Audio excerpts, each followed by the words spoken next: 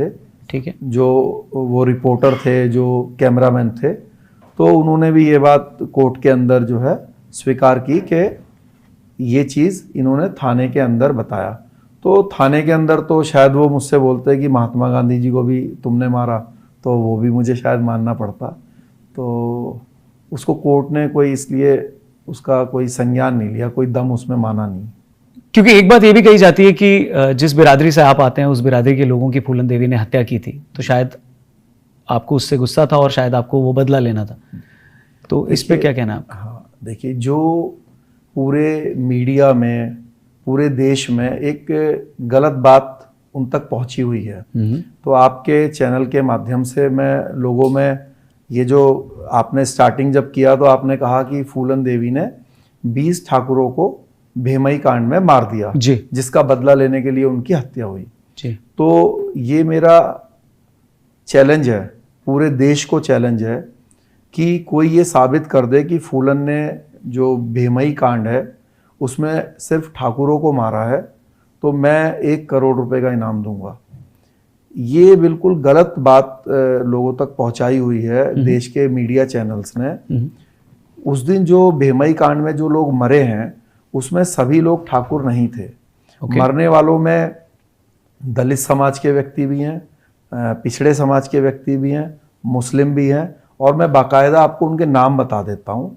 जो दलित समाज से जो व्यक्ति उसमें मरे हैं उनका नाम है राम अवतार कठेरिया, वो धानक समाज के हैं, एससी समाज से आते हैं। जो पिछड़े समाज के व्यक्ति हैं उनका नाम है तुलसीराम मौर्य, जो कि ओबीसी वर्ग से बिलोंग करते हैं, और जो मुस्लिम है उनका नाम है नज़ीर खान। तो जो मरने वाले हैं वो सभी धर्म और सभी जातियों के लोग हैं।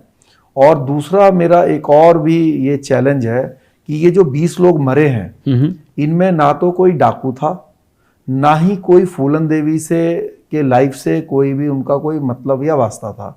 ये सब लोग गांव के साधारण और आम लोग थे, और फूलन ने अपना सिर्फ वर्चस्व दिखाने के लिए जो है इन लोगों की हत्या करी। इसमें ये 20 लोगों के मरने के अलावा एक छोटी बच्ची भी थी जिसका नाम सीता था।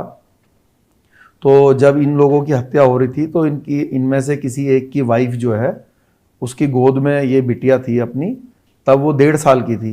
तो जब वो बचाने के लिए गई अपने पति को, तो फूलन ने जो है उसकी गोद से उस सीता नाम की लड़की को गोद से लेके नीचे पटक दिया, जिसके कारण वो अपाहिज हो गई थी जी। और बाद में जो है फिर उसकी मृत्यु भी हो गई। तो ये एक्चुअली क्या है कि जो फिल्म है, जो बैंडिट क्वीन फिल्म है, ये उन्होंने ये सब एक काल्पनिक क्रिएशन किया कि फूलन ने अपने ऊपर हुए अत्याचार का बदला ये लोगों की हत्या करके लिया। दूसरी बात मैं ये भी बोलना चाहता हूँ कि देखिए, एक ये बना हुआ है कि भाई फूलन के साथ बहुत अत्याचार हुआ, तो वो क्या बोला जाता है कि फूलन देवी की छोटी उम्र में शादी हुई। दूसरा ये बोलते हैं कि उनके जमीन के ऊपर कब्जा हो गया और उनके अधेड़ पति ने उनके साथ बहुत गलत बर्ताव किया, और ये सब प्रॉब्लम्स को देखते हुए फिर वो डाकू बन गई और डाकू गिरोह उनको उठाकर ले गए। तो ये, और फिर डाकू गिरोह में जब वो शामिल हो गई तो तब उनके साथ बलात्कार हुआ। तो ये सब बातें उनके लाइफ से जुड़ी हुई हैं। ठीक है।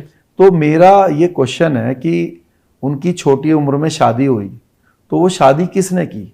वो उनके माता पिता ने की। दूसरी बात ये है कि जिस समय ये 50 साल पहले की जो बात है, उस समय ये बड़ी आम बात थी, ये उस एरिया का बड़ा आम कल्चर था, पूरे इंडिया का ही कल्चर था। अगर आप भी अपनी जो ग्रैंड मदर है उनसे पूछेंगे छोटी उम्र में शादी कि भाई आपकी शादी कब हुई थी, वो भी बताएंगे 16 साल में हो गई थी, 15 साल में हो गई थी।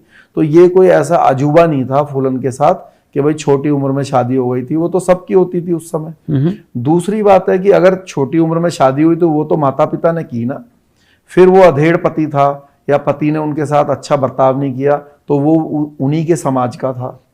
अगर फूलन उसको सबक सिखाती, उसको मारती, तो फिर एक अच्छी वो मैसेज जाता कि भाई जिसने अत्याचार किया, परेशान किया, उसको सबक सिखाया। फिर उनकी ज़मीन के ऊपर कब्जा हुआ, तो वो जो ज़मीन के ऊपर कब्जा हुआ वो जो उनके रियल चाचा के बच्चे हैं, मतलब उनके कज़न जो ब्रदर्स हैं, उन लोगों ने ज़मीन पर कब्जा किया, उसमें उनका झगड़ा हुआ और उस झगड़े में जब फूलन ने अपने भाई का सर फोड़ दिया तो उसके कारण एफआईआर दर्ज हुई और फर्स्ट टाइम वो जेल गई। ठीक है। और जब वो जेल से छूट के आई तो जो एक डकैत गिरोह था उसमें विक्रम मल्ला डाकू था, तो वो भी उन्हीं के समाज का था और वही जो है उसको घर से उठा के ले गया और फिर अपने गिरोह में शामिल किया। तो इसके बाद तो उनका जो डाकू वाला जीवन था वो स्टार्ट हो गया।